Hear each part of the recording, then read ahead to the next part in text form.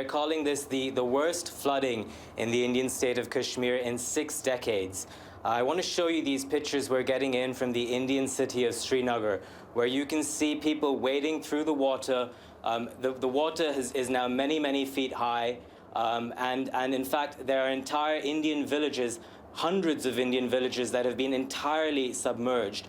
Now, of course, Kashmir was lashed by rains over the weekend, earlier last week. Over the past 2 days, there actually hasn't been that much rain, Natalie. But what has happened is that the Indian River Jhelum has overflowed, which has led to flash flooding across Kashmir. So all of these areas that you're looking at on your screen are entirely cut off. The main airport in Srinagar is now out of service.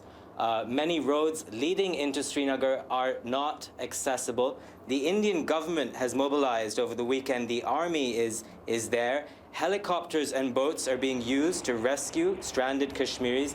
Thousands of Kashmiris are stranded. Many thousands have been evacuated already, but many, many more, as you can see, are trapped in their homes and are trying to find ways to get out.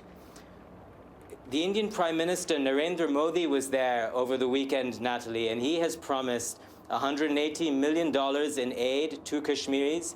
He is promising more help on the way, but right now these Kashmiris need all the help they can get, Natalie, because the flood water is very, very bad, and this is the worst case of flooding in Kashmir in 6 decades. Right, so that makes this extremely unusual. That so many people are suffering and that the flooding has been so widespread then. Yes, it is, Natalie. Now, I have to add, I mean, the context to this is that actually this year, the Indian monsoons have arrived quite late. They haven't been as severe in parts of India as they usually are. What's happened here in Kashmir, which is the northernmost part of India, is that the rains have arrived very, very late. When they came last week, they came hard. And in many ways, Kashmiris weren't prepared for this. Remember, Kashmir is a very hilly, mountainous area.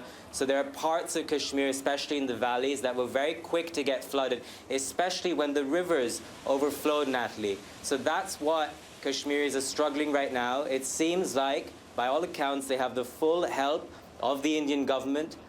We've seen lots of footage of helicopters there. Mr. Modi was there over the weekend. And interestingly, India has promised aid as well to people living in the Pakistani-occupied parts of Kashmir. And Pakistan followed that by saying that they were very willing to help Indian Kashmiris trapped in Indian-occupied Kashmir. So a very welcome moment of cooperation between India and Pakistan as Kashmiris face the worst flooding they've seen in living memory.